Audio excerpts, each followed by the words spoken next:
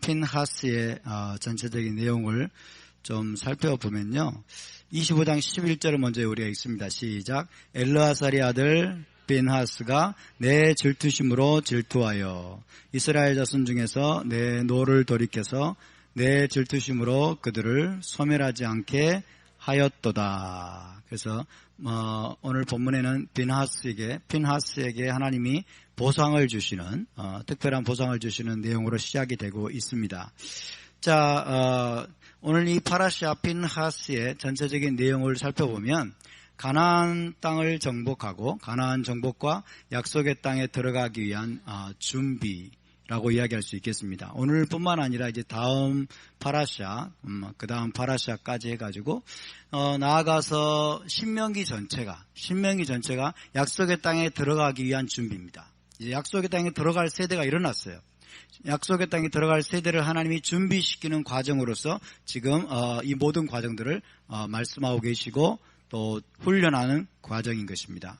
그래서 첫 번째로 새 세대 인구조사가 이루어지죠. 새로운 세대의 인구조사. 그래서 약속의 땅에 들어가려면 정복전쟁을 해야 되는데 이 정복전쟁을 위한 전투 인원을 다시 한번 계수를 하는 것입니다.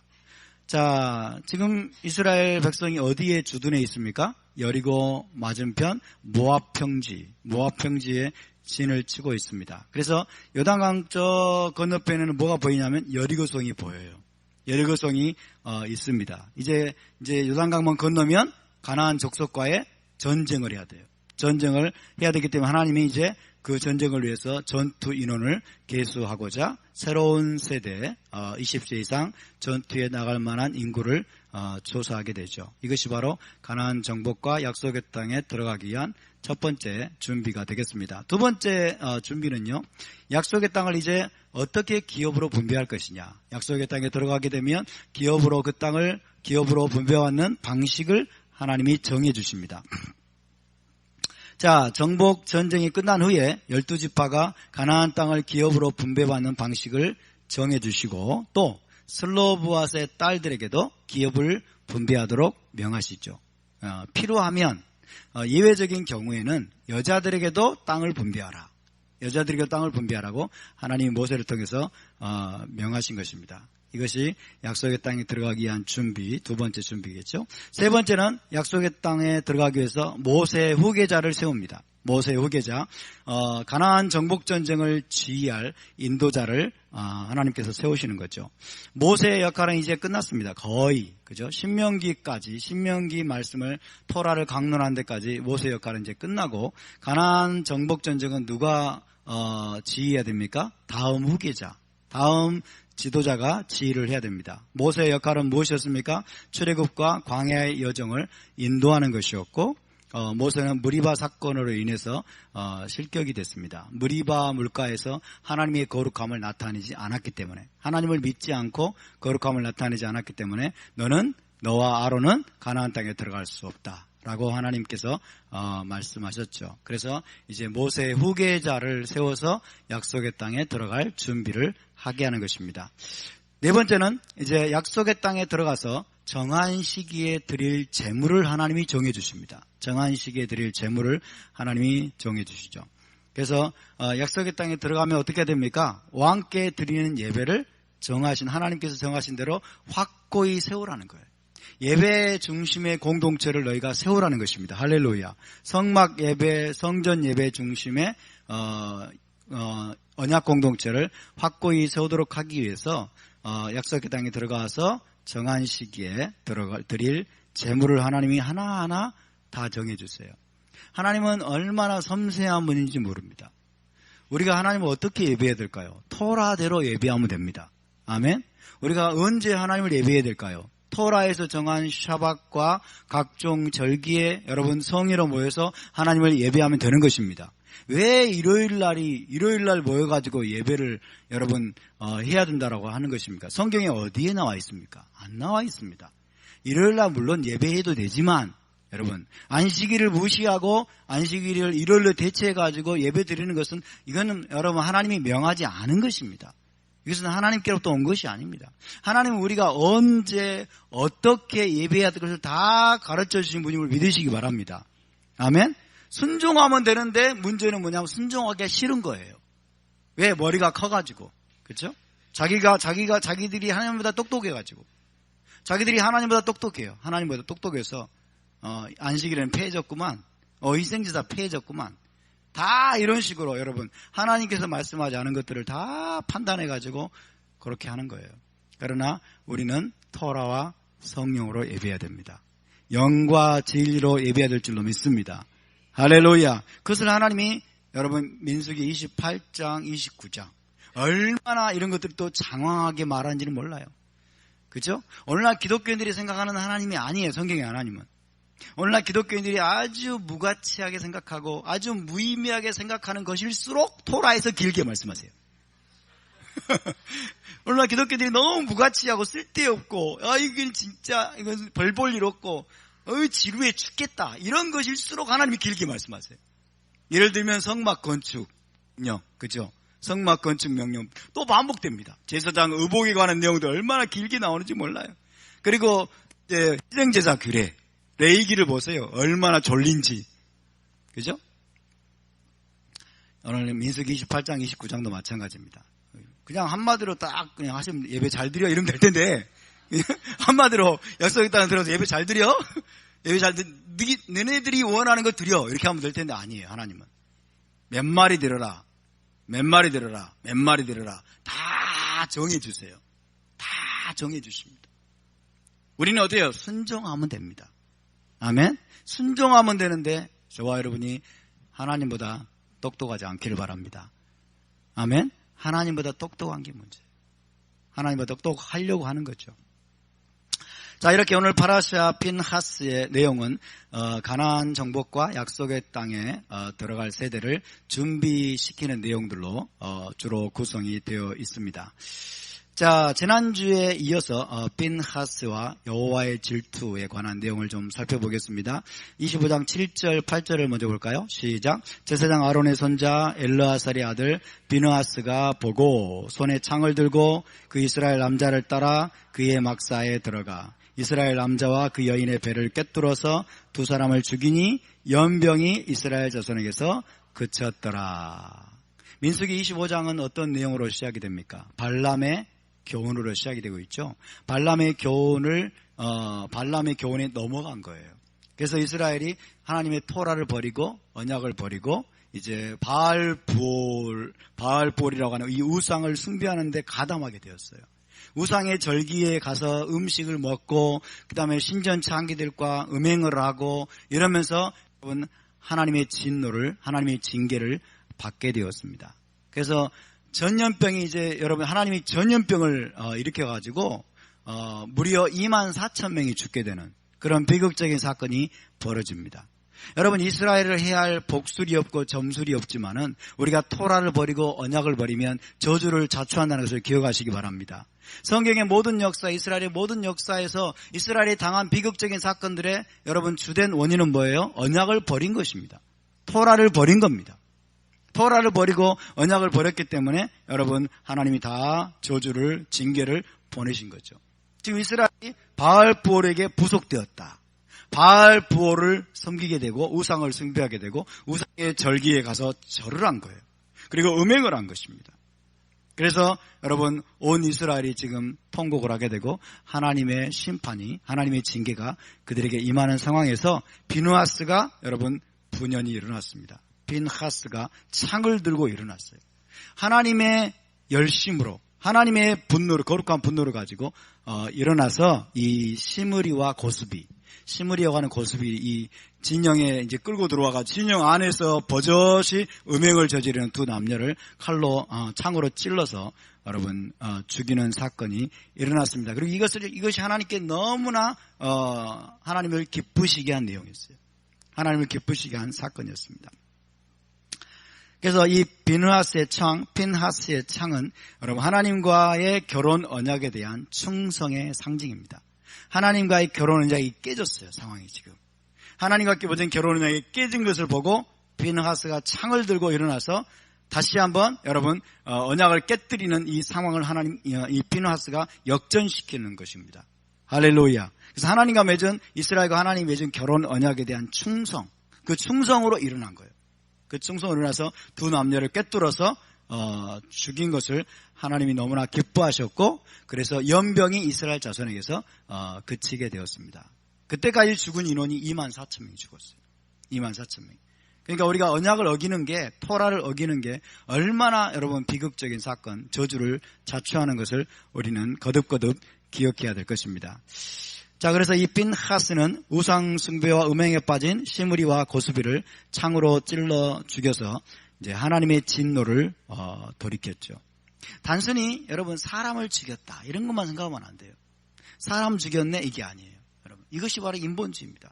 앞 전후명나 하나님의 관점으로 보지 않고 사람의 관점으로 어떻게 사람을 죽일 수 있어, 이렇게 생각하는 게 인본주의예요. 오늘날 인본주의자들은 어떻게 하는지 아세요? 무조건 전쟁을 반대합니다. 반전 그러면서 무조건 전쟁을 반대해요. 그러면서 여러분 무조건 전쟁을 반대하면 어떡합니까? 무조건 전쟁을 반대하면 이 나라는 적화될 가능성이 많아요. 그죠? 싸워야 될 때는 싸워서, 여러분 적군이 쳐들어오면 여러분 총을 들고 싸워서 죽여야 되지 않겠습니까? 아멘? 그런 것은 살인이라고 말할 수 없어요. 여러분 이스라엘이 여호와의 전쟁에 나가서 여러분 적군을 죽이는 것은 살인이 아니에요. 살인으로 간주되지 않습니다. 하나님의 열심으로 일어나서 이스라엘 공동체에 저주가 임하게 만든 그 죄를 끊어내는 것은, 그것은 살인이라고 말할 수 없어요. 근데 우리는 인본적인 사고를 어떻게 나 같으면 할 수 있을까 이러면서, 그죠? 나 같으면 창 들고 가가지고 두 남녀를 찔러 손이 떨려서 못할 것 같은데, 여러분 이렇게 생각하면 안 됩니다.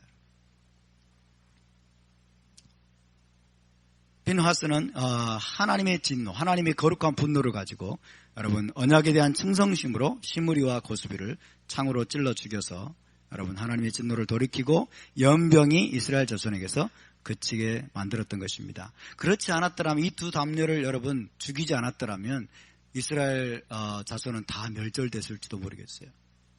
그때까지 24,000명이 죽었으니까. 자, 이 원인이 되었던 게 바로 발람의 교훈이죠. 발람의 교훈이 뭡니까? 이스라엘을 언약에서 떠나게 만드는 겁니다. 이스라엘을 토라에서, 율법에서 떠나게 만드는 것. 토라에서 떠나게 만들어서 결국 음행에 빠지고 우상숭배에 빠지게 만드는 거죠. 이 발람의 교훈의 핵심이 뭐냐면 이방신의 절기에 참여하게 만드는 겁니다. 이방신의 절기에 참여하고, 그래서 우상의 제물을 먹게 만들고, 그리고 음행을 유도하는 것. 이게 발람의 교훈의 핵심이죠. 오늘날에도 발람의 교훈이 교회 안에 강력히 역사하고 있죠. 교회 안에 만연되어 있습니다. 발람의 교훈이. 그죠? 이방신의 절기를 교회 안에 다 끌어들이게 만들었고, 그죠? 그래서 이게 거룩한 것인지, 속된 것인지, 이게 옳은 것인지, 그런 것인지, 이게 정결한 것인지, 부정한 것인지, 도무지 분별력을 잃어버렸어요. 성경적으로 이것이 맞다라고 저도 절대로 안 받아들입니다. 얼마나 혼탁해졌는지, 얼마나 판단력이 흐려졌는지. 성경적인 절기를 이야기하고 잘못된 절기들을 우리가 버려야 된다고 말하면 받아들이려고 하지 않습니다. 왜요? 발람의 교훈에 다 넘어갔어요. 발람의 교훈이 교회 안에서 강력하게 역사하고 있어요. 여러분, 발람의 교훈을 끊어내야 될 줄로 믿습니다. 발람의 교훈에 여러분 우리가 계속 머물러 있으면 어떻게 돼요? 이스라엘 공동체가 멸망의 길로 갈 수밖에 없어요. 그래서 여러분, 우리가 지금 현 시대에 여러분 잡아야 되는 핀하스의 창은 바로 이것입니다. 현 시대에 우리가 잡아야 될 핀하스의 창은 이방신의 절기인 사순절, 부활절, 성탄절 등을 끊어내는 거예요. 그리고 샤밧과 여호와의 절기, 그리고 토라 준행의 삶을 회복하는 것인 줄로 믿습니다. 저와 여러분 모두가 지금 핀하스의 창을 손에 쥐고 있는 거예요. 할렐루야. 핀하스의 창을 여러분 꽉 쥐시길 바랍니다. 아멘. 그래서 여러분 이방신의 절기를 끊어내시길 바랍니다. 음행을 끊어내시길 바랍니다. 언약에 대한 여러분 언약을 어기는 삶을 끊어내시길 바랍니다. 여호와의 언약 그리고 토라 회복을 우리가 더욱더 강력하게 여러분 끌고 나가야 될 줄로 믿습니다. 그것이 우리가 핀하스의 창을 사용하는 겁니다. 하나님 우리에게 핀하스의 창을 쥐어주신 줄로 믿습니다. 왜? 우리 안에 언약에 대한 충성을 하나님이 보셨기 때문에. 저와 여러분 안에 핀하스의 마음이, 핀하스의 열정이 우리 안에 계속해서 회복될 수 있기를 바랍니다. 그래서 우리는 마지막 때 여러분 여호와 편에 서야 됩니다. 오직 하나님 편에 우리는 서기로 작정하는 자가 되어야 됩니다. 그러기 위해서는 사람의 두려움을 버려야 돼요. 사람에 대한 두려움. 사람에 대한 두려움, 세상에 대한 두려움들을 버리고 오직 하나님의 편에 서서 언약적인 충성으로 일어날 때 사실은 이것이 온 이스라엘을 구할 수 있습니다. 하나님의 관점으로 바라보지 않는 자들은 여러분 온갖 비난을 쏟아부을 수 있겠죠. 하나님의 관점으로 보지 않는 자들은 비누아스에게 너 어떻게 사람을 죽일 수 있어? 어떻게 사람을 죽일 수 있어? 어떻게 진영 안에서 어떻게 살인을 저지를 수 있어? 이런 식으로 여러분 이상한 그런 비난을 할지 모르겠지만은 그러나 사실은 이것이 온 이스라엘을 구하고 살리는 것인 걸 믿으시기 바랍니다. 우리가 샤밧을 지키고 우리가 여호와의 절기를 지키고 음식법을 지키고 우리가 토라를 준행한다고 할 때 여러분 많은 사람들이 우리에게 비난을 쏟아부을 수 있겠습니다. 어떻게 교회를 분열시켜 이럴 수 있겠죠. 어떤 면에서는 어떻게 교회를 니네들만 오라 이러면서 니네들만 잘하는 거야? 니네들만 오라? 어떻게 교회를 분열시키고 그런 행동을 할 수 있어? 이렇게 잘못되게 비난할지 모르지만 그러나 이것이 결국 여러분 교회를 살리는 것인 줄 믿으시기 바랍니다. 이것이 이스라엘을 살리는 길입니다. 이것이 한국교회를 살리는 길인 줄 믿으시기 바랍니다. 피느하스의 창을 내려놓지 마시기 바랍니다. 할렐루야. 교회 안에 여러분 음란한 것들이 가득합니다. 교회 안에 우상숭배 행위가 가득합니다. 교회 안에 이방신의 절기가 지금 여러분 깊이 들어와 가지고 이제는 안방 마님 노릇을 하고 있어요. 이게 주인 노릇을 하고 있습니다. 그래서 도무지 나가려고 하지 않아요. 나가려고 하지 않고 쫓겨나려고 하지 않고 이제 자기들이 정통이라고 생각을 해요. 자기들이 정통이라고. 그죠? 참 심각한 문제죠. 이럴 때 여러분 우리에게 필요한 것은 비누아스의 창입니다. 비누아스의 그 스피릿을 구하시기 바랍니다. 피누아스처럼 우리가 분연히 일어날 수 있기를 바랍니다. 거룩한 분노를 우리가 발할 수 있기를 바랍니다. 이것은 사실은 뭐냐면 여호와의 열심입니다. 단순히 비누아스의 열심이 아니에요. 이것은 여호와의 열심이에요. 할렐루야. 그래서 여러분 하나님께서 이렇게 칭찬하십니다. 저와 여러분을 향해서 하나님이 이렇게 칭찬한다고 저는 믿습니다. 25장 11절 시작. 제사장 아론의 손자 엘르아살의 아들 비누아스가 내 질투심으로 질투하여 이스라엘 자손 중에서 내 노를 돌이켜서 내 질투심으로 그들을 소멸하지 않게 하였도다. 할렐루야. 비누아스가 단순히 자기의 열심으로 일어난 것이 아니라고 말씀합니다. 내 질투심으로, 내 열심으로 비누아스가 일어났다. 내 질투심으로 질투했다라고 말씀합니다. 오늘날 여러분 토라를 회복하고 그 다음에 절기와 음식법과 그리고 언약을 회복하는 여러분 히브리 이스라엘 공동체 가운데 하나님이 오늘 이 말씀을 하신다고 저는 믿습니다. 너희가 내 열심으로 질투하고 있구나. 너희가 나의 열심으로 열심을 내고 있구나. 할렐루야. 여러분 거룩한 신부를 향한 열정인 줄 믿으시기 바랍니다. 우리는 거룩한 신부가 되기를 원합니다. 우리는 정결한 신부가 되기를 원합니다. 이스라엘이 여러분 하나님의 진노직에 멸절되지 않기를 바랍니다. 여기서 여호와의 여러분 칭호 중에 하나를 우리가 발견해야 됩니다. 여호와의 칭호. 하나님의 칭호 중에 하나가 엘칸나이죠. 엘칸나. 따라서 엘칸나. 엘칸나. 네, 하나님은 여러분 질투하는 하나님이십니다. 하나님은 단순히 사랑과 자비의 하나님일 뿐만 아니라 하나님은 질투하시는 하나님이세요. 하나님은 거룩한 질투심을 가진 분이십니다. 할렐루야. 그래서 우리가 이것을 분명히 알아야 되겠죠. 여호와의 칭호는 질투하는 하나님이시다. 엘칸나. 자, 여호와 하나님은 신부 이스라엘을 향한 질투하는 사랑의 하나님이십니다. 이스라엘과 여호와 하나님의 관계는 무엇입니까? 결혼 언약 관계죠. 하나님은 신랑이시고 이스라엘은 신부입니다. 우리 여러분을 축복합시다. 당신도 하나님의 신부입니다. 우리는 신부입니다. 신부에게 구할 것은 오직 정결함입니다. 아멘. 신부에게 하나님이 구하시는 것은 여러분 정결함이에요. 정절을 구하십니다. 할렐루야. 신랑이 신부의 음행을 용납할 수 있을까요? 신랑이 신부의 음행을 절대로 용납하지 않는 것처럼 여호와 하나님도 이스라엘의 우상 숭배를 결단코 용납하지 않으십니다. 결단코 용납하지 않으십니다. 364일은 나에게 충성해. 하루는 내가 봐줄게. 그리고 하루는 딴 남자하고 놀아나는 신부를 신랑이 용납할 수 있을까요? 없을까요? 그것은 여러분 언약 관계가 아니죠. 그죠?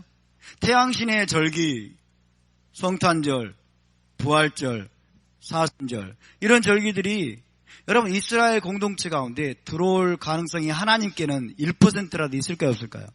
하나님은 절대로 용납하지 않겠죠. 절대로 용납하지 않았어요.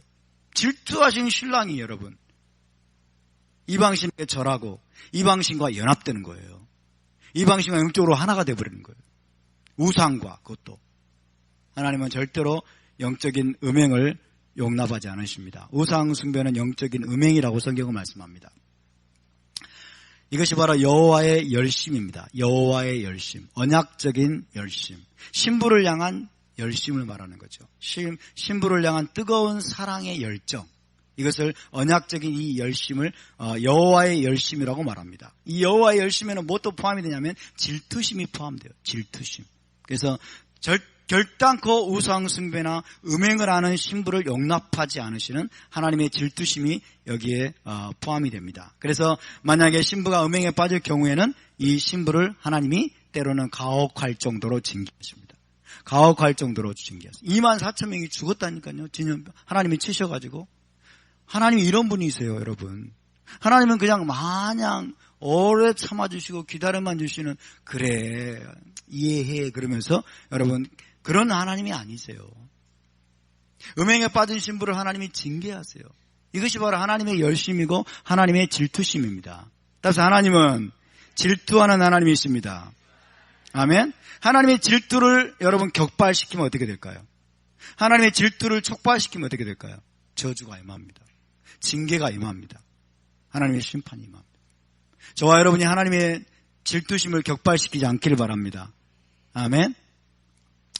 자, 이 핀하스가 여러분 하나님의 질투심으로 질투했다. 이것은 하나님의 열심으로 열심을 냈다라고 말할 수 있어요. 하나님의 열심으로 열심 내는 핀하스, 하나님의 질투심으로 질투하는 핀하스. 그래서 하나님의 신부를 소멸하지 않도록 중재자의 역할을 수행한 것입니다. 저와 여러분이 여러분 하나님의 질투심으로 지금 일어나고 있는 줄 믿으시기 바랍니다. 왜? 이스라엘이 멸망당하지 않도록, 이스라엘이 멸망당하지 않도록, 교회가 멸망당하지 않도록, 죄악 가운데, 음행 가운데, 우상 숭배 가운데 여러분 교회가 다 멸망당하지 않도록 우리가 지금 여러분 무너진 것을 막아 서 있는 줄 믿으시기 바랍니다. 여호와의 열심으로 여러분 일어난 것을 믿으시기 바랍니다.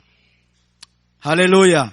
그래서 우리가 샤밧을 사랑하고 우리가 음식법을 사랑하고 토라 준행을 사랑하는 것은 단순히 내 자신 안에서 솟아난 열심이 아니라 하나님이 우리에게 부어준 열심임을 믿으시기 바랍니다. 하나님이 부어주신 언약적인 열심이에요. 언약에 충성하고 언약을 반드시 지켜내고자 하는 그 신부의 열심이 우리에게 보여준 줄 믿으시기 바랍니다. 할렐루야. 그래서 우리가 취해야 될 교훈은 뭐냐면 하나님의 언약과 이스라엘의 회복을 위해서 열심을 내라는 거예요. 열심을 내라. 따라서 열심을 내라. 열심을 내라. 반대는 뭐예요? 미지근한 거죠. 미지근. 성탄절 상관없어. 부활절 상관없어. 어때? 뭐로 가도 서울만 가면 되고 꼭만 잡으면 되지. 그러면서 형통주의 복음, 그리고 기복주의 복음, 성공주의 복음, 온갖 희석된 복음들이, 이것들이 교회 안에 들어와가지고 교회를 더럽혀도 아이고 그냥 문제 일으키기 싫어. 그냥 사람들 다 떠나면 어떻게, 이런 얘기, 이런 메시지 전해가지고 성도들 다 떠나버리면 나는 어떻게 먹고 살라고. 그러면서 여러분 적당히 미지근하게 우리가 그렇게 신앙생활을 하면 안 되는 것입니다. 우리 하나님이, 우리 주님이 특별히 라오디게아 교회에게 뭐라고 그랬어요? 열심을 내라 그랬잖아요. 아멘. 이것은 인간적인 열심을 말하는 게 아니에요, 여러분. 단순히 세상적인 열심이 아니고 우리 육신의 열심을 말하는 게 아니에요. 하나님의 열심으로 열심을 내라는 겁니다. 언약적인 열심으로 열심을 내라는 것입니다. 하나님의 질투심으로 여러분 질투심을 내라는 것입니다. 할렐루야. 우리 하나님의 언어를 잘 알아들어야 돼요. 하나님과의, 하나님의 언약과 이스라엘의 회복을 위한 언약적인 열심으로 열심을 내라는 거예요. 할렐루야. 저와 여러분이 이 마지막 때에 핀하스와 같은 존재가 될 수 있기를 바랍니다. 핀하스가 마지막 보루였어요. 그죠? 핀하스가 마지막 보루가 되어서 여러분 이스라엘을 지켜냈어요. 이스라엘이 멸절되지 않도록, 이스라엘 하나님의 진노 가운데 멸절되지 않도록 여러분 무너진 것을 막아서서 지켜냈고 이스라엘을 구해냈습니다. 저와 여러분이 이스라엘을 구해내고 한국교회를 구해내는 여러분 창조적인 소수가 될 수 있기를 바랍니다. 할렐루야. 자, 이렇게 여러분 하나님이 열심을 냈던 빈하스에게 하나님이 상급을 주십니다. 약속을 주십니다. 25장 12절에서 13절 시작. 그러므로 말하라. 내가 그에게 내 평화의 언약을 주리니 그와 그의 후손에게 영원한 제사장 직분의 언약이라. 그가 그의 하나님을 위하여 질투하여 이스라엘 자손을 속죄하였음이니라. 할렐루야. 이스라엘 자손이 지었던 여러분 우상 숭배와 음행죄에 대해서 이 빈하스가 속죄를 했다. 빈하스 행위가 그들의 죄를 속하게 하는 그런 행동이었다고 말씀하시고 빈하스에게 특별한 여러분 상급을 주시는데 그것이 바로 내 평화의 언약이라고 말씀합니다. 내 평화의 언약. 따라서 내 평화의 언약. 내 평화의 언약. 내 평화의 언약을 히브리어로 베리티 샬롬이라고 합니다. 베리티 샬롬. 해볼까요? 베리티 샬롬. 베리티 샬롬. 예. 평화의 샬롬의 내 언약. 문자적으로는 샬롬의 내 언약. 그죠? 하나님의 언약인데 샬롬의 언약이다. 이렇게 말씀하죠. 내 평화의 언약인데 그 실체는 뭐냐면 영원한 제사장 직분의 언약입니다. 너와 내 자손에게 내가 영원한 제사장 직분의 언약을 주노라. 제사장이 뭐 하는 자예요? 제사장이 뭐 하는 거예요? 양쪽 사이에서 평화를 가져오는 자죠. 양쪽 사이를 화해시키고 평화하게 만드는 샬롬을 가져오게 하는. 그래서 하나님이 내 평화의 언약이라고 말씀하는 거예요. 내 샬롬의 언약. 또 지금 빈하스가 창을 들고 여러분 일어난 행위가 겉으로 보기에는 폭력적이고 겉으로 보기에는 남북해 보이는데 사실은 뭐예요? 하나님과 이스라엘 백성 사이에 샬롬을 회복한 거죠. 그죠? 그의 행위가 샬롬을 회복한 거예요. 그죠? 그리고 제사장의 앞으로 행위가 하나님과 이스라엘 백성 가운데 샬롬을 여러분 가져오고 샬롬을 유지시키는 그런 행동입니다. 그래서 내 평화의 언약이다. 나의 샬롬의 언약이라고 하나님이 말씀하고 있습니다. 그래서 이 빈하스의 행위는 음행한 이스라엘과 질투심으로 불타는 하나님 사이에 샬롬을 회복한 행위입니다. 샬롬, 평화, 화목을 회복한 행위입니다. 그래서 그와 그의 후손에게 영원한 제사장 직분의 언약을 주십니다. 아론 자손에게, 그죠? 아론 자손에게, 그리고 특별히 빈하스의 자손에게 하나님이 제사장 직분의 언약을 주십니다. 영원한 제사장 직분의 언약을 주십니다. 자, 영원한 언약이다. 영원한 언약이다. 이것은 무슨 말이냐면 빈하스의 자손이 대대로 하나님의 제사장이 되어서 하나님의 왕궁에서 하나님을 가까이 섬기는 특권을 받게 될 것이다. 우리는 이방인으로 너무 많이 살아가지고 여러분 제사장으로 섬기는 게 얼마나 중요한지를 몰라요. 제사장으로 섬기는 게 얼마나 큰 특권인지를 모릅니다. 이게 큰 특권이 아니면 여러분 이 빈하스에게 주어진 이것이 상급이 될 수 없겠죠. 이것이 특별한 하나님의 보상이 될 수 없겠죠. 근데 영원한 제사장의 직분의 언약을 내가 준다. 이것은 어마어마한 상급이에요. 어마어마한 특권이에요. 왜? 하나님이 직접 임하여가지고 이 땅에 여러분 거주하고 계시는 그 하나님의 왕궁에서 하나님께 가장 가까이 갈 수 있는 특권을 받은 거예요. 하나님 가까이 섬길 수 있는 특권. 이것을 받는 것보다 더 큰 특권이 어디 있겠어요? 그렇죠? 그래서 빈하스의 자손에게 하나님이 여러분 이 영원한 제사장 직분의 언약을 주신 것은 결코 적은 것이 아니에요. 결코 가벼운 것이 아니에요. 그래서 빈하스의 자손이 대대로 하나님의 제사장이 되어서 하나님의 왕궁, 성전에서 하나님 가장 가까이 섬기는 특권을 받게 될 것이다. 우리가 늘 기도하는 게 뭐예요? 주님 가까이 가기 원합니다. 그 말이에요.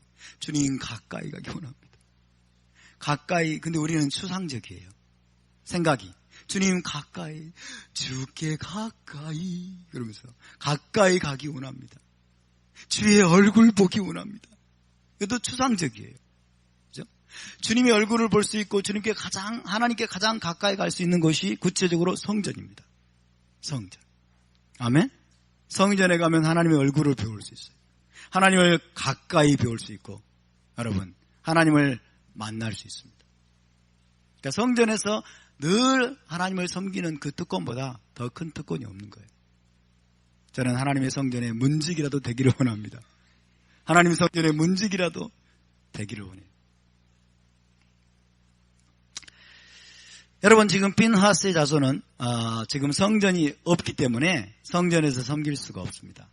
그러나 메시아 시대가 되면 메시아 시대에는 예루살렘 성전이 다시 세워지게 될 것입니다. 할렐루야. 메시아 시대의 사독 자손이 예루살렘 성전에서 제사장으로 섬기게 될 것이라고 에스겔에서 44장 15절에 나와 있습니다. 이 사독 자손이 누구의 자손일까요? 빈하스의 자손이 아니라면 하나님이 거짓말한 것이겠죠. 이 사독 자손이 바로 빈하스의 자손입니다. 빈하스의 자손이 사독 자손이 메시아 시대의 예루살렘 성전에서 여러분 하나님께 가까이 나와서 하나님께 수종들며 하나님을 섬기는 거예요. 누구를? 왕을 섬기는 거죠. 여러분 왕을 가장 가까이 섬기는 특권을 부여받은 이 빈하스의 자손은 여러분 큰 축복입니다. 영원한 제사장권이 누구에게 있어요? 빈하스의 자손에게. 그죠? 하나님의 평화의 언약으로 주어졌습니다. 마찬가지로 여러분 영원한 왕권의 언약은 누구에게 주어졌을까요? 다윗에게 주어졌어요. 다윗에게. 사무엘하 7장에서 영원한 왕권에 대한 언약이 다윗에게 주어집니다. 다비딕 카버넌트죠. 다윗 언약. 다윗 언약을 통해서 영원한 왕권. 그래서 이스라엘의 영원한 왕권 언약은 누구? 다윗에게 주어졌고 다윗의 자손에게 주어졌고 이스라엘의 영원한 제사장권의 언약은 누구에게?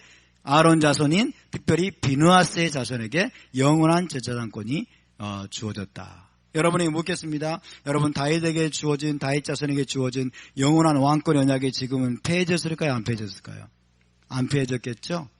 또 묻겠습니다. 비느하스에게 하나님이 약속한 이 영원한 제사장 직분의 언약이 지금은 예수아가 오셨기 때문에 폐해졌을까요? 안 폐해졌을까요? 폐해지지 않았겠죠? 그렇죠?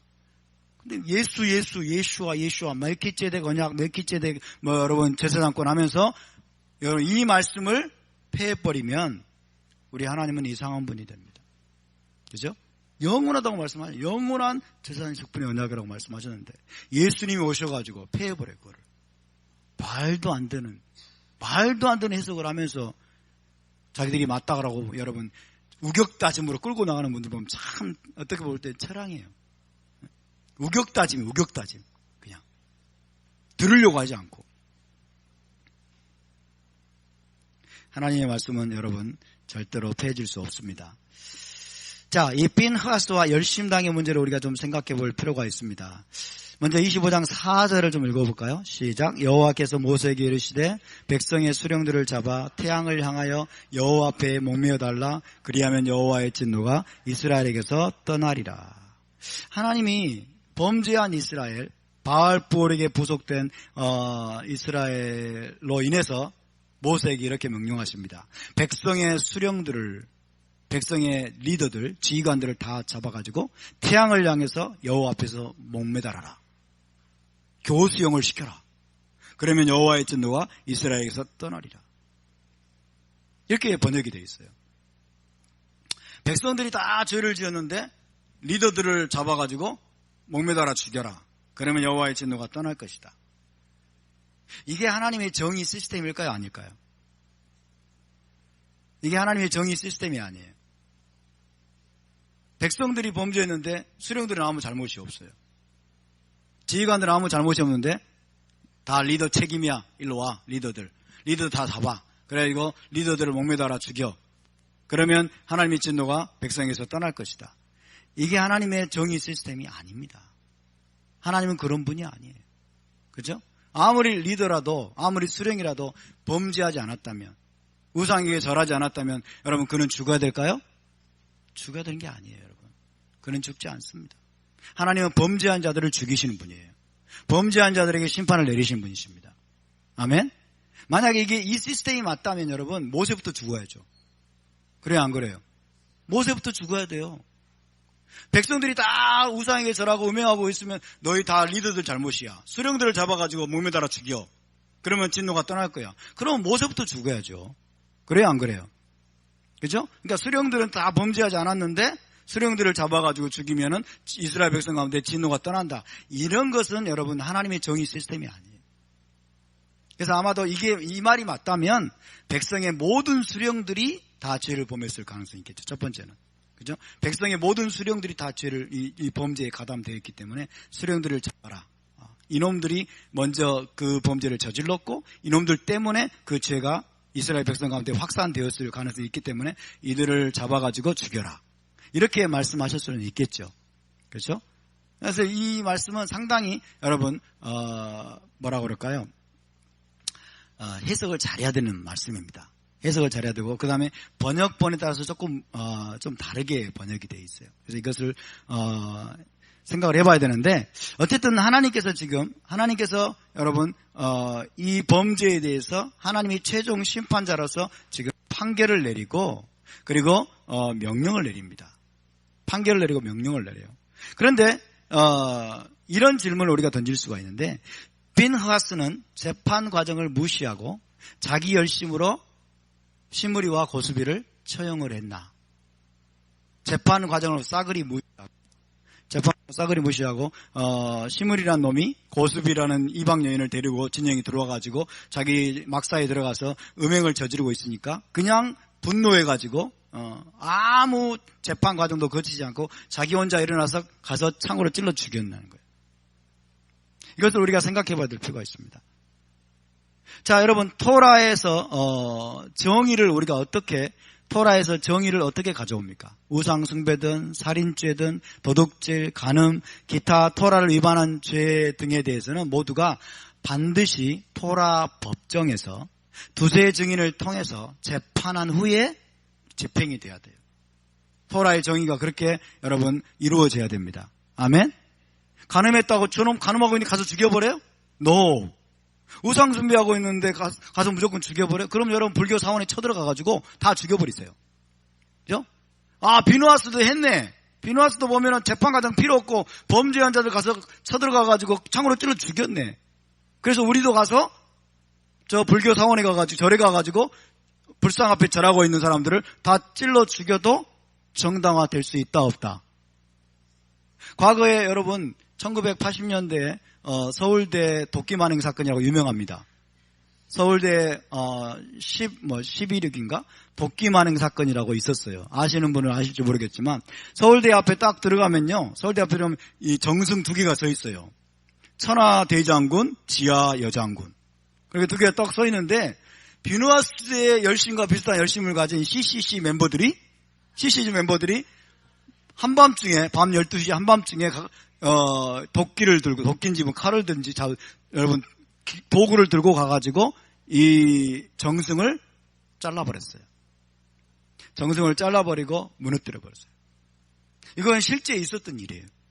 실제 있었던 일인데 그래가지고 CCC 클럽 방이 폐쇄가 되네, CCC를 축출하네, 어쩌네, 그러면서 상당히 논란이 많았고, 기독교 서클들 중에서도 논란이 많았어요. 여러분 어떻게 생각하세요? 잘한 걸까요? 못한 걸까요? 심정적으로는 잘한 것 같죠? 심정적으로는 잘한 것 같지만은, 여러분 이것은 재판 과정을 거치지 않은 거예요. 토라 법정에서, 여러분, 토라 법정이 세워져 있고, 토라 법정에서 국가적인 사내들이니 국가적인 이 재판권을 가지고 있을 때 법정에서 땅땅땅 판결을 내려서 두세 증인을 통해서 이것은 분명한 범죄다. 그러니까 이런 판결을 내리니까 너희는 집행하라 라고 하는 명령을 받고 행했다면 이것은 정당화가 될 수 있겠죠. 근데 우리나라는 이방 나라예요. 이 대한민국은 이방 나라고 토라 법정도 없고 토라대로 다스리지는 나라가 아니잖아요. 그죠? 여러분 예수 그리스도를 혹은 여호와 하나님을 섬기는 나라가 아니잖아요. 서울대가 여러분 여호와 하나님을 섬기는 대학인가요? 아니잖아요. 근데 거기에서 정승을 세웠다라고 여러분 비누아스의 열심 비슷한 열심을 가진 자들 가가지고 정승을 저녁에 찍어버리고 쓰러뜨려버리고 이것은 토라를 오해한 거예요. 이게 만약 정당화된다면 이것을 정당화할 수 있다면 그것을 정당화하는 사람은 불교에 여러분 절에 쳐들어가가지고 혹은 무당집에 쳐들어가가지고 다 기구를 엎어버리고 그죠? 사람을 죽이고 이런 것까지 정당화할 위험성이 있는 분이에요. 여러분 토라는 우상 숭배에 대해서 살인죄에 대해서 도둑질에 대해서 간음에 대해서 하나님이 가혹한 여러분 판결을 말씀하십니다. 그죠? 우상 숭배자는 반드시 죽여라. 살인한 자는 사람을 쳐 죽인 자는 반드시 죽일지니라. 그렇게 말씀하지만 그러나 토라 전체를 살피면은 반드시 토라 법정을 거쳐야 돼요. 두세 증인에 의해서 형이 확정이 돼야 돼요. 아멘. 두세 증인에서 형이 확정이 되고 토라 법정에서 여러분 판결을 내린 다음에 합법적인 과정을 통해서 이 형이 집행이 돼야 됩니다. 아멘입니까? 그래서 여러분 개개인에게 경찰권, 사법권, 재판권, 처형권이 있지 않다는 것을 우리가 알아야 돼요. 개개인에게. 우리 개인에게 경찰권이 주어져 있잖아요. 우리가 다 돌아다니면서 경찰처럼 여러분 감시하고 막 그 다음에 하라고 막 명령하고 이런 권한이 우리에게 주어져 있지 않아요. 그렇기 때문에 여러분 토라에서 특별히 개인, 저와 여러분 한 사람 한 사람 이 개인, 이 토라 준행에 있어서 이 개인의 역할은 뭐냐? 이 개인은 타인의 감시자가 되어서는 안 돼요. 일단은 먼저는 타인의 감시자나 혹은 경찰관 역할을 하면 안 됩니다. 혹은 심판관이 함부로 되어서는 안 됩니다. 무엇보다도 우리는 뭐가 돼야 됩니까? 토라 준행자가 돼야 돼요. 저와 여러분 개개인은 토라 준행자가 되는 일에 집중할 수 있기를 바랍니다. 저 사람이 토라 잘 지키나 안 지키나 감시자가 되지 마세요. 아멘. 경찰관이 되지 마시고 저 사람이 토라 안 지켰다 그러면서 여러분 판단자가 되지 말고 그리고 심판관이 되지 않기를 바랍니다. 할렐루야. 이거 토라가 금지하는 거예요. 그것은 개인의 역할이 아니에요. 누군가를 비판하는 게 뭡니까? 감시자가 되는 거예요. 누군가를 비판하고 정죄하고 그 다음에 비난하고 주장모략하고 이런 건 지금 어디 자리에 서 있기 때문에 이런 일이 벌어져요? 재판관의 자리에 자기가 앉아 있는 거예요. 자기가 감시자나 경찰관이나 재판관의 자리에 앉아있기 때문에 누군가를 비난하고 판단하고 혹은 때로는 비난하고 중상모략하는 일을 하는 것입니다. 우리는 재판관의 자리에 여러분 합법적으로 지금 우리가 앉아있지 않습니다. 아멘? 할렐루야. 그렇기 때문에 저와 여러분 개개인의 가장 우선적인 역할은 내가 먼저 토라 준행자가 되는 것입니다. 내가 먼저 토라 준행자가 되고 나에게 어느 정도 권위가 주어져 있으면 나의 자녀에게 토라 지키라고 명령할 수는 있겠죠.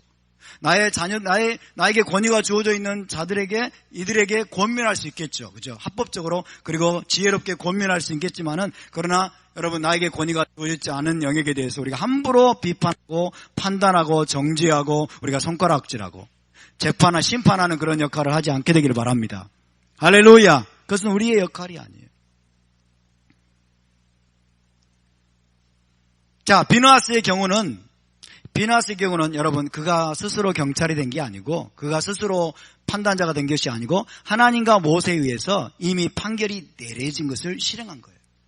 하나님과 모세에 대해서. 자, 위에 25장 4절을 탈굽역은 이렇게 번역을 해놨어요. 25장 4절이 참 모호한 그런 말씀입니다만은 1세기 때 여러분 아람어 탈굽역은 이렇게 번역했어요. 백성의 수령들을 인도하여 그들로 죽임당해야 될 자들을 재판하게 하고 바알부올에게 가담한 자들을 죽이게 하라. 이렇게 번역을 해놨습니다. 이것이 좀 명확하죠. 그죠? 백성의 수령들을 인도해서 그들로 죽임당해야 될 자들을 재판하게 하고 바알부올에게 가담한 자들을 죽이게 하라. 이것도 타당성이 있는 번역입니다. 중요한 것은 뭐예요? 이게 하나님의 심판이라는 거예요. 하나님이 지금 심판하고 있다는 거죠. 그리고 모세가 또 이렇게 판결을 내렸습니다. 모세가 25장 5절 시작. 모세가 이스라엘 재판관들에게 이르되 너희는 각각 바알부올에게 가담한 사람들을 죽이라 하니라. 하나님의 명령을 듣고 모세가 여러분 이스라엘 재판관들에게 이스라엘의 아마 대부분의 리더들은 이 당시에 재판관들이었어요. 이스라엘 리더들에게 재판관들에게 뭐예요? 바알부올에게 가담한 자들을 죽이라고 모세가 판결을 내렸어요. 할렐루야. 모세가 판결을 내려놓은 것을 비느하스는 집행한 거예요. 자기 열심으로 일어난 게 아니고, 그죠? 자기가 스스로 경찰관이 되고 스스로 재판관이 되어가지고 일어난 게 아니고 여러분 하나님과 모세에 의해서 지금 판결이 내려진 상황에서 그 판결을 집행하기 위해서 비느하스가 일어난 것입니다. 이해되십니까? 무조건 일어난 게 아니에요. 그러니까 재판 과정을 다 무시해버리고 그냥 자기 열심으로 처형했다라고 우리가 생각하면 안 된다는 거예요. 이것을 오해하기 때문에 여러분 이 비느하스의 사례를 오용합니다. 잘못 이용합니다. 종교적으로. 자기의 종교적인 열심 때문에 다른 사람들을 함부로 핍박하고 죽이고 하는 것을 정당화하기 위해서 사용하는 무리들이 있다는 거예요. 그런 자들이 여러분 1세기 때도 이미 있었는데 그런 자들이 바로 열심당입니다. 열심당. 자, 35장 민수기 35장 29절 30절에 보면은 여러분 재판 과정을 통해서 두세 증인이 없으면 죽이지 말라고 성경이 하나님이 분명히 말씀하고 있어요. 함께 읽습니다. 시작. 이는 너희의 대대로 거주하는 곳에서 판결하는 규례라. 사람을 죽인 모든 자 곧 살인한 자는 증인들의 말을 따라서 죽일 것이나 한 증인의 증거만 따라서 죽이지 말 것이요. 살인자는 반드시 쳐 죽일지니라. 하나님이 출애굽기나 레위기에서 그렇게 말씀하고 있어요. 살인한 자는 반드시 죽일지니라. 그런데 민수기 35장이나 신명기에 가면은 하나님이 토라 법정을 이야기해요. 살인했다고 무조건 죽이지 말고, 그죠? 살인한 자는 증인들의 말을 따라서 죽일지니라. 근데 한 증인의 증거만 가지고 죽이지 말고 두세 증인의 말이 정확하게 일치할 때, 두세 증인을 오게 재판정에 오게 해가지고 이들의 말이 정확하게 일치하는지 철저하게 심리해가지고 이것이 맞다고 생각이 되면 이 사람은 진짜로 살인했구나라는 것이 확정이 되면 쳐 죽이라는 거예요. 이해되시죠? 그래서 여러분 토라에서 하나님의 심판을 집행하는 것은 개인의 역할이 아니고 여러분 국가적인 재판 토라 법정의 역할임을 기억하시기 바랍니다.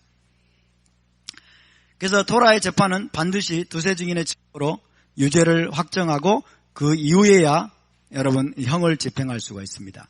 그런데 1세기에 보면은 1세기 때 예수와 당시에 열심당이라는 게 있었어요. 열심당. 열심당이 뭐냐면 유대와 갈릴리 지역에 종교적이고 정치적인 열심당원이 많이 있었다는 거예요. 이 사람들은 자신의 정치적 종교적 목적을 이루기 위해서 폭력을 사용했던 분이에요. 폭력에 의존했던 소위 말하면 토라 테러리스트들이에요. 토라 테러리스트. 저와 여러분이 토라 테러리스트가 되지 않기를 바랍니다. 아멘. 토라에 대한 열심 때문에, 지나친 열심 때문에 우리가 옆에 있는 교회를 비난하고, 그죠? 비방하고, 중상모략하고, 이런 것은 우리가 지금 토라 테러리스트가 되는 거예요. 종종 인터넷에 보면 여러분 자기가 믿고 있는 토라가 맞다고 하면서 이 비난을 해요. 그리고 협박을 하고 위협을 하는 사람들이 있어요. 위협을 해요. 그래서 성경을 인용해가지고 저주를 받을 것이라고 막 이렇게 하고, 이런 사람들 보면 여러분 열심당이에요. 열심당. 토라 열심당. 토라 테러리스트. 그래서 여러분 이스라엘을 회복하고 그 다음에 이스라엘이 나라를 지키는 여러분 백성 언약 국가가 되도록 하기 위해서 로마와 맞서 싸워야 된다는 거예요. 폭력을 가지고 로마와 맞서 싸워야 된다. 그래서 이 열심당이 중심이 돼가지고 제1차 유대인 반란을 일으킨 거예요. 제1차 유대인 반란을 일으켜가지고 결국 여러분 로마 군대에 의해서 초토화돼 버렸어요. 다 죽였어요. 초토화되고 예루살렘 성전도 다 파괴돼 버렸어요. 또 이 열심당이 중심이 돼가지고 이 종교적인 열심당은 얼마나 끈질긴지 몰라. 제2차 또 유대인 반란을 일으킵니다. 로마에 맞서가지고 제2차 유대인 반란을 또 일으켜가지고 결국에는 또 박살이 나버립니다. 박살이 나버려요. 이 토라 테러리스트들이 여러분 이용하는 이야기가 바로 비느하스의 이야기예요. 비느하스를 봐라. 그죠? 하나님의 열심으로 일어나서 범죄자들을 창으로 찔러 죽였지 않았느냐. 그래, 하나님을 따르기 위해서는, 토라를 지키기 위해서는, 이스라엘을 지키기 위해서는 언제 우리는 창을 들 수 있어야 된다. 그렇게 이야기를 하는 거죠. 아멘이요?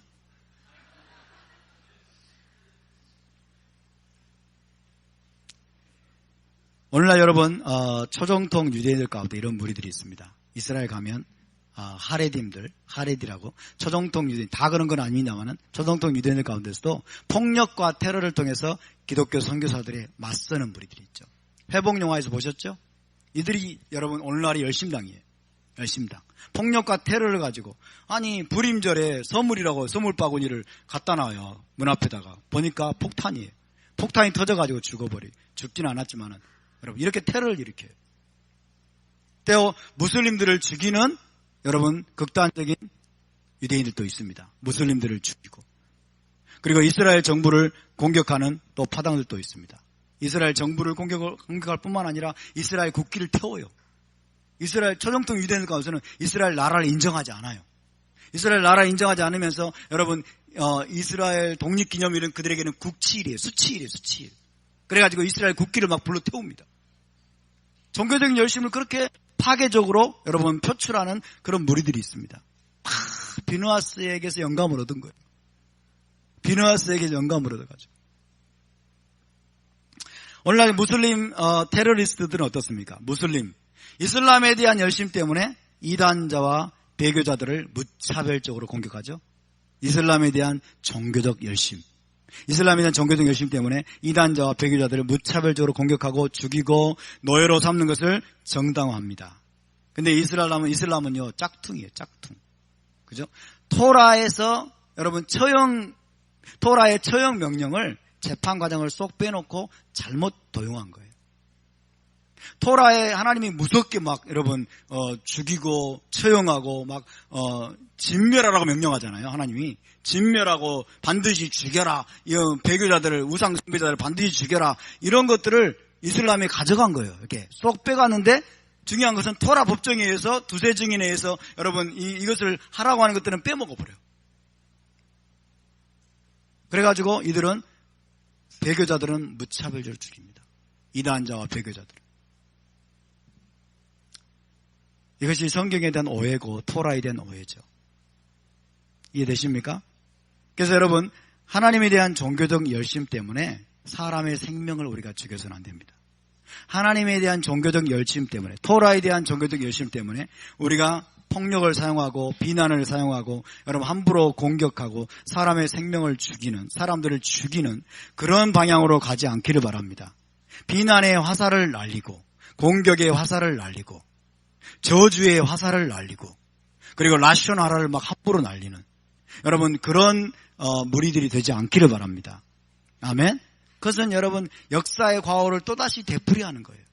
기독교가 과거에 여러분 예수를 안 믿는다는 이유 때문에 유대인들을 마구잡이로 학살하고 죽이고 유대인들을 마구잡이로 여러분 개종시키고 개종 안 쫓아내고 이런 것들이 뭐냐면 종교적 열심 때문에 여러분 이웃을 죽이는 거예요.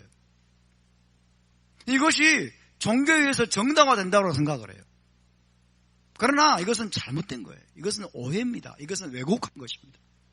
하나님을 왜곡한 것이고 토라를 왜곡한 거예요. 이슬람은 지금 토라를 왜곡시켰어요. 토라를 왜곡되게 받아들여가지고 여러분 토라를 잘못 적용해가지고 이슬람 교리를 만든 거예요. 그렇죠?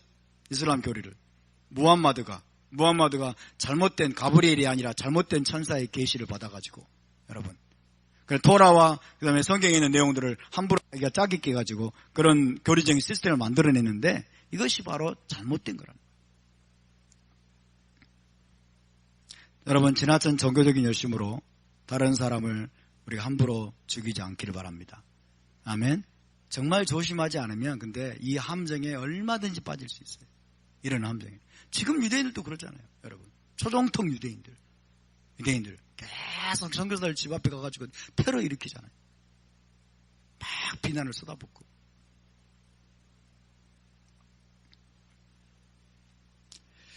자, 이제 26장으로 넘어가면 새로운 세대의 인구조사가 이루어집니다. 26장 2절입니다. 시작. 이스라엘 자손의 온 회중의 총수를 그들의 조상의 가문을 따라 조사하되 이스라엘 중에 20세 이상으로 능히 전쟁에 나갈 만한 모든 자를 계수하라. 하나님이 명령하십니다. 이것은 약속의 땅을 취하기 위한 준비입니다. 약속의 땅을 취하기 위한 준비로서 새로운 세대, 광야에서 일어났던 새로운 세대를 인구조사하게 합니다. 자, 민수기에만 여러분 크게 두 번의 인구조사가 있었죠. 40년 전에 인구조사가 있었고 40년 후에 인구조사가 기록되어 있습니다. 40년 전에는 모세와 아론에 의해서 40년 후에는 이제 모세와 엘르아사에 의해서 인구조사가 이루어집니다. 이것은 여러분 약속의 땅을 취하기 위한 전투 인원 계수가 목적입니다. 그래서 조직적이고 치밀한 준비 그리고 전쟁을 통해서 가나안 땅을 정복할 수 있도록 하기 위해서 하나님이 인구조사를 명하시죠. 그러나 여기에는 두 번째 목적도 있습니다. 두 번째 목적은 기업을 분배하기 위함이에요. 기업의 분배. 가나안 땅은 각 지파의 인구수에 비례해서 제비를 뽑아가지고 땅을 분배하게 되죠. 그래서 인구수가 많으면 많을수록 유리할까요? 불리할까요? 유리하겠죠. 인구수가 많으면 유리합니다. 그래서 지파별 인구조사가 이루어져야 될까요? 안 이루어져야 될까요? 이루어져야 되겠죠. 지파별로 제비를 뽑아서 기업을 분배하기 때문에 그래서 지파별로 인구조사를 해야 되는 거예요. 지파별로. 숫자가 많을수록 더 많은 땅을 차지하게 되고 더 유력한 그런 지파가 될 것입니다. 자, 두 번째 인구조사의 결과에 따르면 아주 특이한 내용이 있습니다. 눈에 띄는 것이 있는데 시므온 지파의 인구가 격감했어요. 시므온 지파 인구가 40년 전에는 59,300명이었는데 이제 22,200명밖에 안 남은 거예요. 37,100명이나 감소했어요. 그래서 왜 이러냐? 전승에 따르면 발람 사건으로 죽은 24,000명의 대부분이 시므온 지파였다라고 유대 전승은 그렇게 우리에게 전하고 있습니다. 또 그럴 가능성은 아주 크죠. 왜냐하면 음행으로 죽은 이 시므리도 누구 지파예요? 시므온 지파죠. 그죠? 그러니까 시므리가 아주 뻔뻔스럽게 여러분 진영으로 여자를 끌고 들어와가지고 음행을 저지르잖아요. 그죠? 그러니까 그 시므리가 시므온 지파로서 죽었던 것처럼 연병으로 24,000명이 죽었는데 그 중에 대다수가 시므온 지파였다라고 유대 전승이 우리에게 가르쳐주고 있습니다. 그리고 실제로 인구조사 결과 무려 37,100명이나 죽었어요. 감소가 됐어요. 40년 전보다. 그래서 22,200명밖에 되지 않습니다. 이것은 우리에게 뭘 가르쳐줍니까? 시므온 지파의 세력이 점점점 약화됐다는 거예요. 점점 약화됐다. 그래서 이스라엘 자손 중에서 미미한 존재가 되어 간다는 것입니다.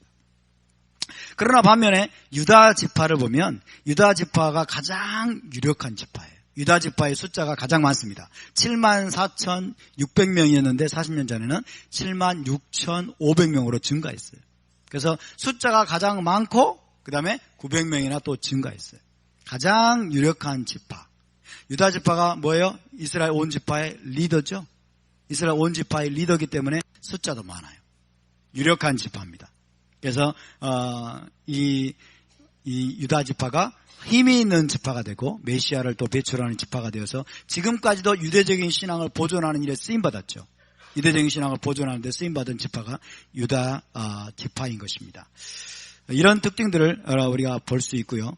특별히 시므온과 레위에 대해서는 창세기 49장 7절에 이렇게 예언이 되어 있어요. 야곱이 이렇게 예언하고 있죠. 시작. 그 노여움이 혹독하니 저주를 받을 것이요 분기가 맹렬하니 저주를 받을 것이라 내가 그들을 야곱 중에서 나누며 이스라엘 중에서 흩으리로다. 하나님이 시므온과 레위를 저주했을까요? 아니 야곱이 시므온과 레위를 49장 7절을 봐라.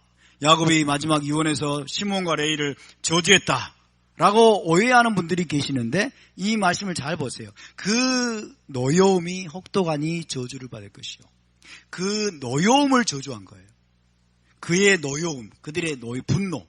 시므온과 레위가 분노를 보였다는 거. 어디에서? 세겜성에서, 그죠? 세겜성에서 할례 다 받겠다고 하고 나면서 그 세겜성의 주민들 다 죽여버렸죠. 그죠? 그 노여움을 말합니다. 그 노여움을 야곱이 저주하는 거예요. 그 노여움이 저주를 받을 것이고 분기가 맹렬하니 저주를 받을 것이다. 그들이 표출했던 분기가 저주를 받는다는 것이지 레위와 시므온을 저주하는 게 아니에요. 이해되십니까? 마지막 죽을 때 여러분 유언적인 축복을 하는데 자식을 축복은 못 해줄 망정 저주를 해버려요? 저주한 게 아니에요. 그러나 내가 그들을 야곱 중에서 나누며 이스라엘 중에서 흩으리로다. 이렇게 예언하고 있습니다. 자, 좀 더 보고요. 자, 이스라엘 자손에게 기업의 땅을 분배하는 방식은 각 지파의 숫자에 따라서 그리고 제비를 뽑아서 결정하라고 하나님이 지금 명령하고 있습니다. 각 지파의 숫자에 따라서 기업을 분배하기 때문에 지파의 숫자가 많으면 많을수록 힘있고 유력한 지파가 됩니다.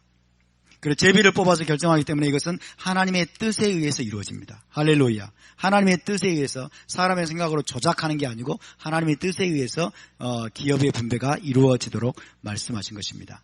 자, 시므온과 레위 지파를 보시면 시므온 지파는 유다 지파의 기업 중에서 기업을 받게 돼요. 유다 지파의 기업 중에서. 그러나 나중에는 유다 지파에 완전히 흡수되어 버립니다. 그죠? 그래서 야곱 중에 그들을 흩으리로다.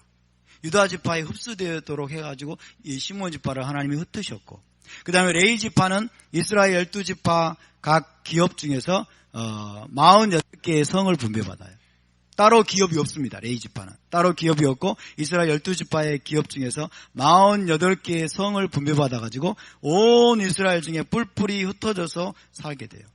이것이 레위지파의 운명입니다. 레위지파가 앞으로 그렇게 하게 됩니다. 그래서 기업이 따로 없죠. 그래서 내가 그들을 야곱 중에서 나누며 이스라엘 중에서 흩으리로다. 흩으리나 흩은단 말이 꼭 나쁜 것은 아니라는 거예요. 이스라엘 레위지파가 여러분 온 이스라엘 12지파 중에 흩어진 것은 이건 저주가 아니죠. 이것은 온 이스라엘에게 토라를 가르치는 하나님의 시스템입니다. 아멘. 그래서 여러분 각 성에 흩어져 살면서 12지파가 사는 온 도시에 흩어져 살면서 토라를 가르치도록 하기 위해서 하나님이 이렇게 만드신 것입니다. 자, 기업의 분배가 어떻게 이루어졌느냐? 여호수아 시대에 탈무드에 이런 내용이 있습니다. 한번 소개해드린 적이 있는데 다시 한번 보십시다. 탈무드에 기업의 분배가 여호수아에 의해서 어떻게 이루어지냐면 이런 내용이 있어요. 읽어보겠습니다. 엘르아살, 제사장 엘르아살은 우림과 둠밈을 입고 있었고 판결할 때 우림과 둠밈을 사용하죠. 우림과 둠밈을 입고 있었고 여호수아와 온 이스라엘이 그 앞에 섰다. 두 개의 큰 그릇이 엘르아살 앞에 있었다. 하나에는 12지파의 이름들이 적힌 제비들이 들어있었고 다른 하나에는 땅의 지역들이 적힌 제비들이 들어있었다. 그가 제비를 뽑기도 전에 성령이 그를 감동하였다. 그래서 그가 이렇게 선언했다. 엘르아살이 스불론, 이제 제비를 뽑으려고 하는데 스불론이 나올 것이고 그와 함께 악고 지역의 경계들이 나올 것이다. 이렇게 예언을 하는 거예요. 그런 다음에 그가 그릇을 흔들자 스불론의 제비가 나왔고 악고 지역의 제비가 나왔다. 이런 식으로 제비 뽑기가 이루어지고 기업의 분배가 이루어졌다라고 탈무드가 증언하고 있습니다. 그래서 다 성령의 감동으로, 그죠? 하나님의 역사하심에 의해서 각 지파에게 이런 식으로 기업이 분배되었음을 기억하시기 바랍니다. 이것이 바로 여호수아의 정복전쟁 후에 일어났던 기업의 분배입니다. 자, 메시아 시대에 또다시 기업의 분배가 이루어질 것입니다. 메시아 시대가 무엇입니까? 메시아 시대라고 하는 것은 예수와의 재림 이후에 세워질 메시아 왕국이죠. 천년왕국 메시아 왕국 시대를 메시아 시대라고 말합니다. 메시아 시대에 또다시 기업의 분배가 이루어지게 될 터인데 여러분 이스라엘의 신앙이 무엇입니까? 이스라엘의 신앙이라고 하는 것은 하나님이 이스라엘과 맺으신 언약에 기초한 신앙이죠. 맞습니까? 언약에 기초한 신앙입니다. 무슨 언약? 아브라함 언약, 그 다음에 이삭과 야곱 언약, 그리고 나아가서 모세 언약. 이 모든 언약들을 포함하는 겁니다. 아브라함 언약, 이삭과 야곱 언약, 모세 언약을 통해서 하나님이 뭘 약속하셨어요? 뭘 약속하셨어요? 가나안 땅을 기업으로 줄 것이다. 너와 내 자손에게 가나안 땅을 영원한 기업으로 줄 것이라는 약속입니다. 할렐루야. 이 약속을 붙드는 게 여호와 신앙입니다. 아멘. 아브라함을 통해서 모세를 통해서 약속하신 기업에 대한 약속을 붙드는 것이 바로 여호와 신앙입니다. 할렐루야. 저와 여러분이 여호와 신앙을 가지고 있습니까? 네, 아멘. 그렇다면 예수와를 믿는 것은 뭘 의미합니까? 예수와를 믿는다. 이것은 이스라엘의 메시아이신 예수와를 통해서 이스라엘의 하나님과 언약 관계를 체결하는 거죠.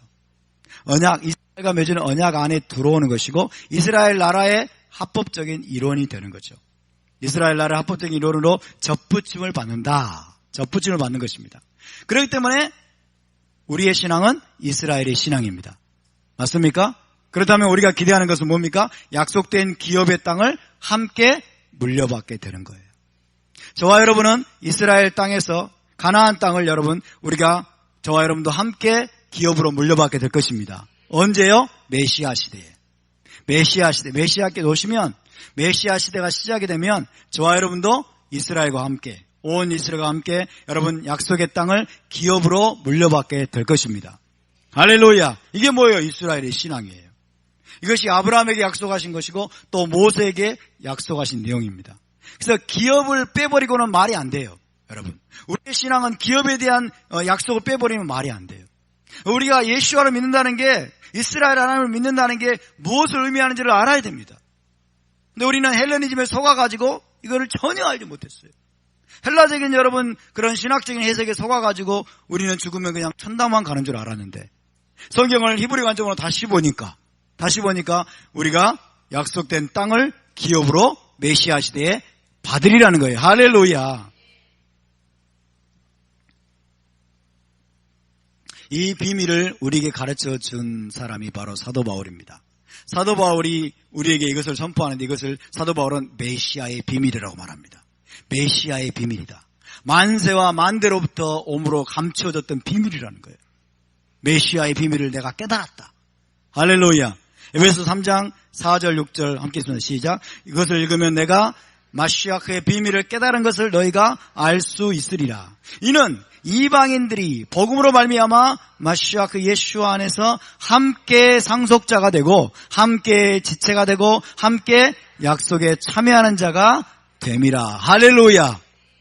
이게 메시아의 비밀이라는 거예요. 이방인들이 복음으로 말미암아 예수와를 믿고 여러분 이스라엘과 함께 지체가 되어서 이스라엘과 동일한 시민이 되어가지고 함께 상속자가 된대요. 뭘 상속받아요?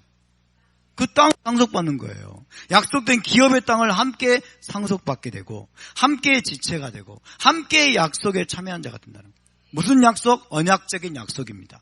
하나님이 아브라함과 모세와 이스라엘과 언약을 맺으면서 약속하신 모든 것들을 우리가 함께 여러분 혜택을 받는다는 거예요. 아멘입니까?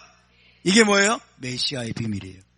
이 메시아의 비밀을 지난 1700년 동안 사탄이 가려버렸어요. 반유대주의로. 대체신학과 여러분 반이스라, 반유대주의, 대체신학, 헬라적인 헬레니즘으로 이것들을 다 가려놔버렸어요. 그리고 우리 안에 뭐만 남겨놨어요? 유대인들에 대한 분노, 그죠? 증오심. 저 이스라엘은 저주받았어. 끝났어. 이런 마음만 가득가득 심어놓은 거예요. 이런 못된 놈. 사탄이 놈. 여러분 이 메시아의 비밀을 우리에게 다시 열어주시는 하나님을 찬양합니다. 메시아의 비밀을 여러분 붙잡으시길 바랍니다. 그렇기 때문에 우리는 지금 이 기업을 위해서 싸워야 됩니다. 이 기업을 얻기까지 여러분 힘써 싸우시길 바랍니다. 이 기업에 대한 열심을 가지시기 바랍니다. 할렐루야. 기업을 위해서 우리는 싸워야 돼요. 우리가 받을 영원한 기업, 메시아 왕국. 메시아 왕국을 얻기 위해서 여러분 믿음의 선한 싸움을 싸우시기 바랍니다. 메시아 왕국에 들어가서 우리가 기업을 받기까지 우리가 결단코 포기하지 않기를 바랍니다. 결단코 뒤돌아서지 않기를 바랍니다.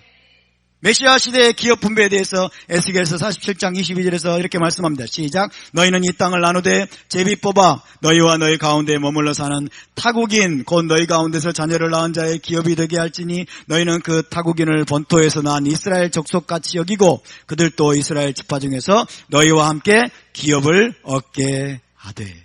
여호수아가 기업을 분배할 때는 여러분 이스라엘 자손에게만 주었어요. 이스라엘 12지파에게만 기업을 분배했어요. 근데 에스겔에서 나오는 메시아 시대의 기업 분배는 여기에 타국인이 포함됩니다. 여러분 예수와를 믿고 타국인이었다가 예수와를 믿고 이스라엘에 들어온 자들이 포함이 되는 거예요. 할렐루야. 우리가 포함되는 것을 믿으시기 바랍니다. 아멘. 지금 유대인들은 몰라요. 그들에게 가서 묻지 마세요. 그들은 인정하지 않아요. 자기들만 이스라엘 땅을 기업 받을 것으로 착각하고 있는데 여러분 우리 주께서 오시게 되면 저와 여러분을 위한 기업을 여러분 예비하셨을 것입니다. 할렐루야. 자, 이 슬로보앗의 딸들에 의해서 토라에 새로운 판례가 더해집니다. 새로운 판례. 자, 27장 1절을 보겠습니다. 시작. 요셉의 아들 므낫세 종족들에게 므낫세의 현손 마길의 증손 길르앗의 손자 헤벨의 아들 슬로보앗의 딸들이 찾아왔으니 그의 딸들의 이름은 말라와 노아와 호글라와 밀가와 디르사라. 자, 돌발 상황이 벌어졌어요. 돌발 상황이 벌어지면 토라에 언급되지 않은 문제가 튀어나오는 겁니다. 그럴 때 모세가 하나님께 묻죠. 하나님이 말씀하지 않아요. 말씀하지 않은 것인데 돌발 상황이 벌어져요. 그럼 모세가 그 상황을 가지고 하나님 앞에 가서 물어요. 그럼 하나님이 거기에 대해서 새로운 판례를 주십니다. 오늘 여기에도 또 새로운 판례를 하나님이 주고 계십니다. 자, 토라에는 하나님이 직접 언급하지 않은 문제에 대해서 어떻게 해야 되는지 모세가 물음으로써 새로운 판례를 주시는 경우가 4번 나오고 있어요. 4번. 자, 살펴보겠습니다. 첫 번째, 레위기 24장 10절에서 16절에는 여호와의 이름을 모독하며 저주한 자가 여러분 돌발 상황처럼 등장해요. 생각지도 못했는데 여호와 이름을 감히 모독하면서 저주한 자가 나와요. 어떻게 할까요? 하나님께 가지고 갑니다. 하나님이 여호와 이름을 저주하는 자는 본토인이든지 거류민이든지 반드시 죽여라. 그래서 여호와 이름을 저주한 자를 여러분 돌로 쳐 죽입니다. 그러면서 이것이 새로운 판례가 됩니다. 두 번째로 민수기 9장 6절에 14절, 6월절에 시체로 인해서 부정케 된 자들에 대한 판례가 나오게 되는데, 6월절을 이제 지키려고 하는데 시체로 인해서 부정하게 된 자들 와서 묻습니다. 우리는 시체로 말미암아 몸이 부정하게 돼가지고 6월절을 지킬 수 없게 되는데 어찌하여 우리가 6월절을 지킬 수 없단 말입니까? 어떻게 해야 됩니까 우리? 그러니까 모세가 기다려봐. 그리고 하나님께로 가서 묻습니다. 하나님이 시체로 인해서 부정하게 된 자나 그 다음에 여행 중인 자들은 두 번째 달에 반드시 6월절을 지킬지니라. 그러면서 새로운 판례를 또 주십니다. 할렐루야. 세 번째는 민수기 15장 32절에 36절이죠. 안식일에 나무하다가 안식일에 왜 또 나무를 할까요? 안식일에 나무하다가 적발된 자. 이 사람을 어떻게 치러야 될지 몰라가지고 모세가 또 하나님 앞에 가지고 갑니다. 하나님이 이를 어떻게 할까요? 안식일에 나무하다가 고의로요, 고의로. 일하지 말라는 계명을 다 쭉 알고 있는데 고의로 일하는 자는 반드시 쳐 죽여라. 안식일에 언약을 고의로 깨뜨린 자이기 때문에. 하나님과 맺은 언약을 10계명을 여러분 고의로 깨뜨린 자잖아요. 그죠? 그렇기 때문에 반드시 돌로 쳐 죽여라. 안식일 어기는 자들 가서 돌로 쳐 죽여야 될까요? 어떻게 해야 될까요? 아까 말씀드렸죠? 토라 법정이 없고 재판 과정이 없고 증인들도 없기 때문에 고의로 안식을 어겼다는 것이 여러분 재판 과정을 통해서 입증이 안 됐기 때문에 우리에게는 그런 권한이 없다는 거예요. 아멘? 그래서 지금은 하나님께서 오래 참고 기다리십니다. 그러나 여러분 우리 주님이 다시 오시면 그분은 재판관으로 오십니다. 심판관으로 오십니다. 그리고 더 중요한 것은 지금 재판정이 없기 때문에 안식일 안 지켜도 살아남네? 그리고 안식일 안 지키려고 하지 마세요. 그죠? 왜? 우리가 하는 모든 행위들은 지금 하늘의 책에 기록되고 있기 때문에. 하늘의 책에 기록되고 있다는 것을 기억하시기 바랍니다. 이 땅에서는 여러분 우리가 그런 안식일 안 지켜도 누가 나서가지고 우리를 죽이고 돌로 쳐 죽이지는 않겠지만은 우리의 모든 행위가 지금 하늘에 기록되어 있기 때문에 그분이 오셔서 우리의 행위를 여러분 공의로 심판하실 겁니다. 네 번째는 오늘 본문에 나오는 슬로보앗의 딸들입니다. 슬로보앗의 딸들, 당시에 여러분 여자가 기업의 땅을 요구하는 것은 이건 있을 수 없는 일이에요. 당시의 고정관념으로는 아들에게만 기업을 주는 것인데 이 슬로보앗의 딸들이 여러분 용기 있게 일어났어요. 슬로보앗의 딸도 기업을 위해서 여러분 기업이 얼마나 중요한지를 깨닫고 여러분 용기 있게 일어나고 이것을 위해서 싸웠는데 저와 여러분은 기업을 위해서 싸워야 될 줄로 믿습니다.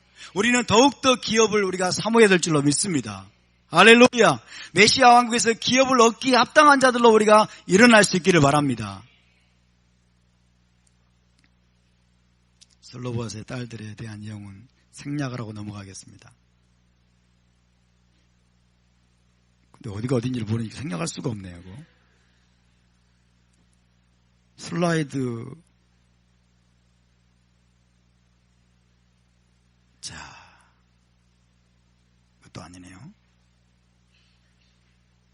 시간이 많이 지났기 때문에 죄송합니다. 자, 이제 마지막으로 모세의 후계자에 대해서 하나님이 말씀하는 내용을 살펴보도록 하겠습니다. 약속의 땅에 들어가기 위한 준비입니다. 오늘 파라샤의 내용은 약속의 땅을 정복하도록 약속의 땅을 위해서 하나님이 지금 이스라엘을 준비시키는 과정인데, 자, 하나님이 모세에게 너는 이제 가나안 땅에 들어갈 수 없다라고 말씀하셨을 때 모세가 기도합니다. 27장 16절에서 17절입니다. 시작. 여호와 모든 육체의 생명의 하나님이시여 원하건대 한 사람을 이 회중 위에 세워서 그로 그들 앞에 출입하며 그들을 인도하여 출입하게 하사 여호와의 회중이 목자 없는 양과 같이 되지 않게 하옵소서. 그래서 여러분 모세가 기도하고 모세의 기도에 대한 하나님의 응답으로서 하나님이 여호수아를 세우십니다. 후계자 여호수아를 세우시죠. 이게 중요합니다. 모세가 기도하고 하나님이 응답하신 거예요. 모세가 기도하지 않았다면 하나님의 응답은 또 어떻게 될지 몰라요. 어쨌든 모세가 기도하고 기도에 대한 응답으로 하나님이 여호수아를 세우십니다. 이것이 굉장히 중요합니다. 자, 모세는요, 여러분, 자신이 가나안 땅에 들어갈 수 없다는 말씀을 듣자마자 자기 자신이나 자기 가족을 먼저 염려하지 않아요. 자기 자신이나 자기 가족이 아니라 이스라엘 회중을 염려합니다. 와, 이것이 모세의 아름다움이에요. 이스라엘 회중을 공동체를 염려해서 하나님께 후계자를 구하는 기도를 드립니다. 그래서 이것이야말로 참된 목자의 모델이다. 이렇게 유대 해인들은 이야기합니다. 자기 자신의 안위나 자기 가족의 여러분 안위를 먼저 염려하는 것이 아니라 이스라엘 회중, 이스라엘 공동체를 먼저 염려해서 이스라엘 회중 가운데 목자를 세워주십시오. 그렇게 하나님 앞에 기도하는 거예요. 모세가 얼마나 위대하냐면요, 여러분. 자신의 후계자로 자기 아들이나 친척을 내세우지 않아요. 자기 아들이나 친척을, 자기 아들이 있었잖아요. 그죠? 게르솜과 엘리에셀. 자기 아들이나 자기 친척을 하나님 앞에, 게르솜을 세울까요? 엘리에셀을 세울까요? 모세는 그렇게 말하지 않아요. 오직 하나님의 뜻에 합한 자를 세워달라고 하나님께 기도하는 거예요. 아멘? 이것이 모세의 위대함입니다. 사사로운 정에 모세는 여러분 매이지 않았어요.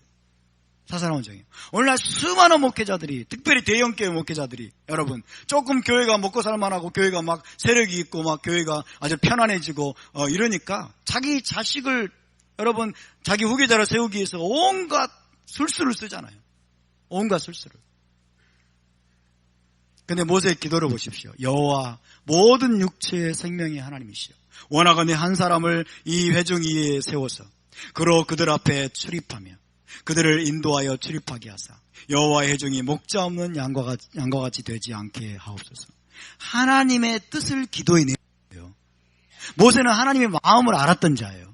하나님의 마음을 알고 하나님의 뜻을 알아서 그것을 기도해내는 게 여러분 진짜 기도입니다. 그런 기도를 하나님이 응답하십니다. 할렐루야. 심지어 모세는 여호수아를 내 후계자로 세워주소서라고도 기도하지 않았어요. 그러니까 여호수아를 모세 후계자로 세운 것은 모세의 뜻이 아니에요. 하나님의 뜻입니다. 이 후계자 여호수아는 모세가 세운 것이 아니라는 거예요. 모세가 세운 것이 아니라 하나님께서 직접 명하여 세우신 자입니다.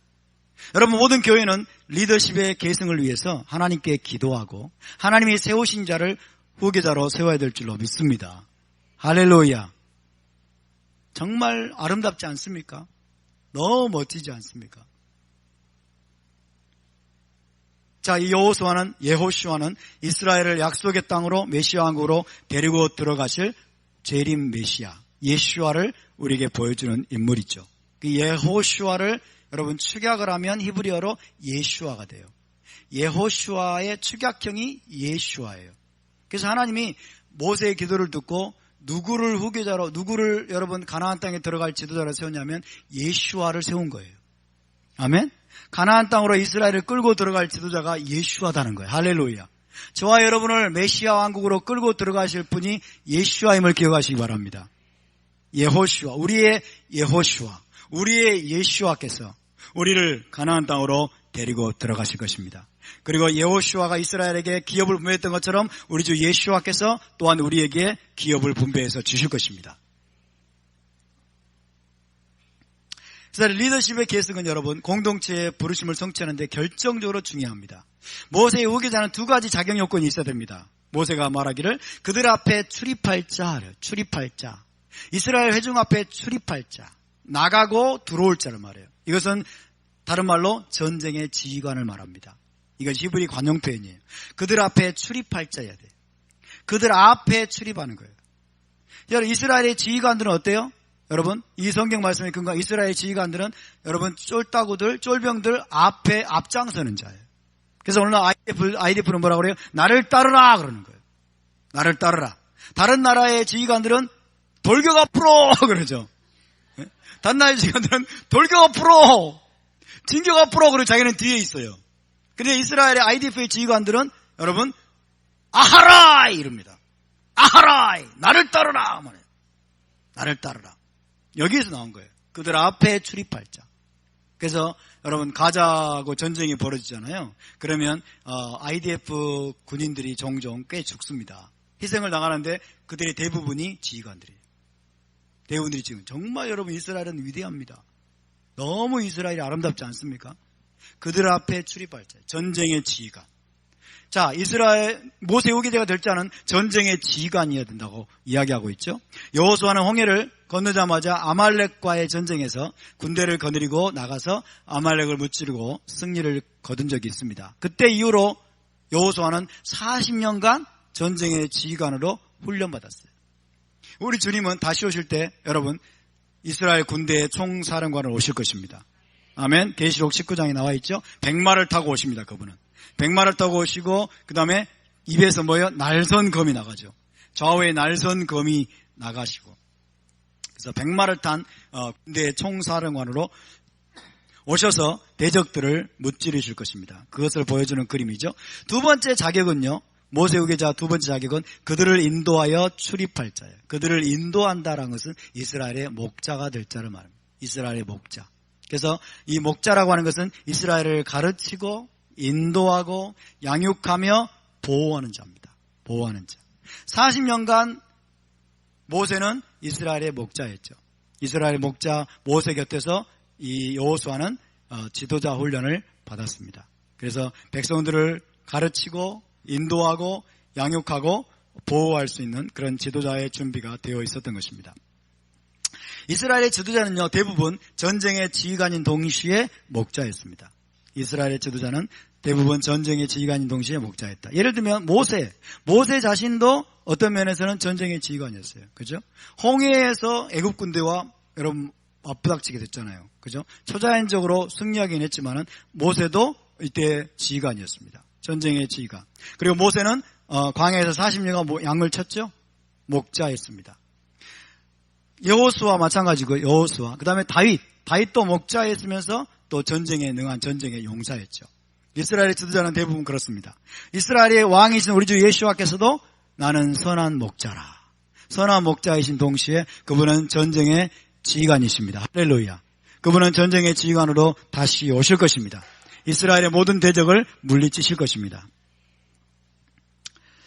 자, 모세 후계자를 이제 안수하는 안수식을 하나님 명령하십니다. 이 안수식을 통해서 모세의 권위가 모세의 존귀함이 여호수아에게 전이가 돼요. 손을 얹어 안수할 때 모세의 권위가 전이가 되고 그때 성령이 충만하게 임합니다. 이 안수식이 그래서 중요하죠. 먼저 이거 말씀드리기 전에 여러분 목자가 되려면 이스라엘의 목자가 되려면 가장 먼저 토라의 학생이어야 된다. 이것이 미드라시의 내용입니다. 미드라시는 이렇게 말합니다. 여호수아가 목자라는 말은 토라의 학생이었다는 말이다. 그렇게 이야기합니다. 맞습니까? 네, 맞습니다. 이스라엘의 목자가 되려면 먼저 토라의 학생이 되어야 되는 거예요. 40년간 모세에 가장 가까이 머문 자가 누구예요? 여호수아죠. 모세가 시내산에 올라갈 때도 여호수아는 중턱까지 올라갔어요. 그죠?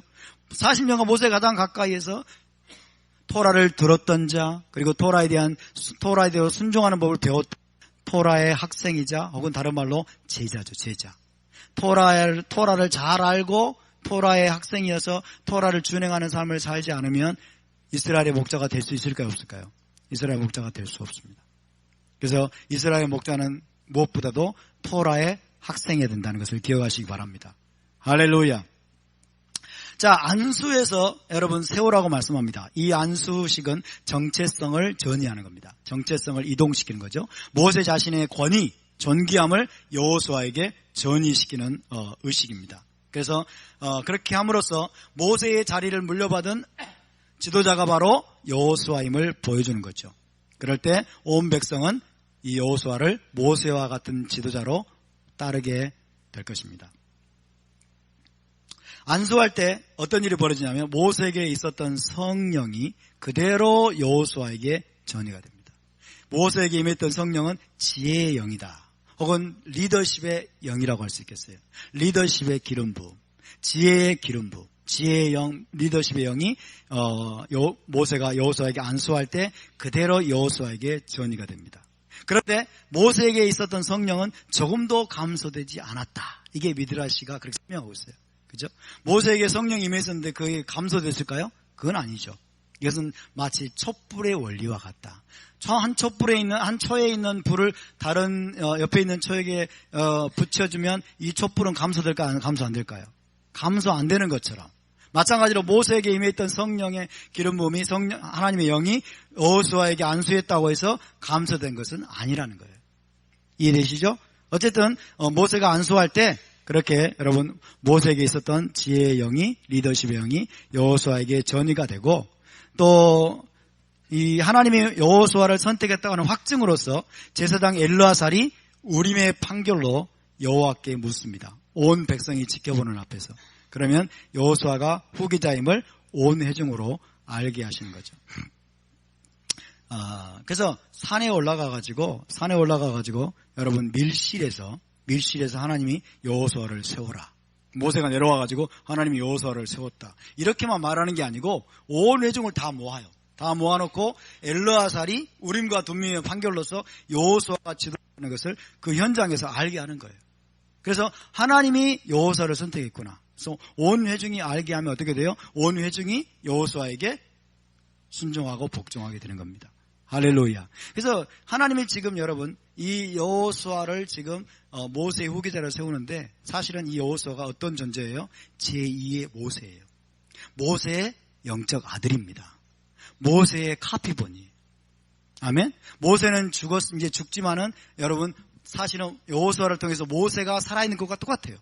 모세의 모든 비전, 모세의 모든 여러분 리더십, 모세의 모든 지혜, 모세의 사상이 그대로 여호수아에게 전이가 된 거예요. 모세에게 있던 성령의 기름 부음도 그대로 여호수아에게 전이가 된 거예요. 그러니까 모세가 살아있는 것과 똑같아요. 아멘. 이런 자가 모세의 후계자가 되어야 되는 것입니다. 여러분 우리 마지막 때 교회들도 이스라엘 공동체도 마찬가지입니다. 여러분 리더십의 기름 부음이 그대로 전이가 돼가지고 리더의 비전을 그대로 물려받은 자가 리더가 돼야 돼요. 오늘날 교회를 보세요. 여러분 교회가 아무 비전도 없어요. 교회가 아무 비전도 없고 아무 생각도 없고 아무 사상도 없는데 그냥 뉴욕에서 하고 미국에서 무슨 박사학위를 받았더라 그러니까 데려와가지고 딱 세워보니까 완전히 사고뭉치예요. 사고뭉치. 교회를 분열시키고 교회를 깨뜨려버려요. 하나님의 교회는 그렇게 되는 것이 아닙니다. 아멘. 하나님의 교회는 하나님이 인도하십니다. 하나님께서 교회를 세우십니다. 그럼 하나님의 명령대로 여러분 이 리더는 하나님의 명령과 하나님의 비전대로 여러분 교회를 가나안 땅으로 인도해 가야 돼요. 메시아 왕국으로 인도해 가야 됩니다.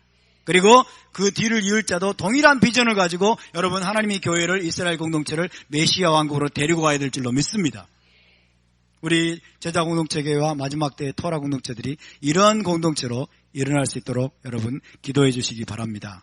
신명기 34장 9절에 보면 이 내용이 요약되어서 설명되어 있습니다. 시작. 모세가 눈의 아들 여호수아에게 안수하였으므로 그에게 지혜의 영이 충만하니 이스라엘 자손이 여호와께서 모세에게 명령하신 대로 여호수아의 말을 순종하였더라. 할렐루야. 그래서 하나님의 뜻대로 이제 모세의 후계자가 세워지게 되고 기업 분배의 원칙들이 정해지게 되고 그러면서 이제 약속의 땅에 들어갈 준비가 하나씩 갖춰지게 됩니다.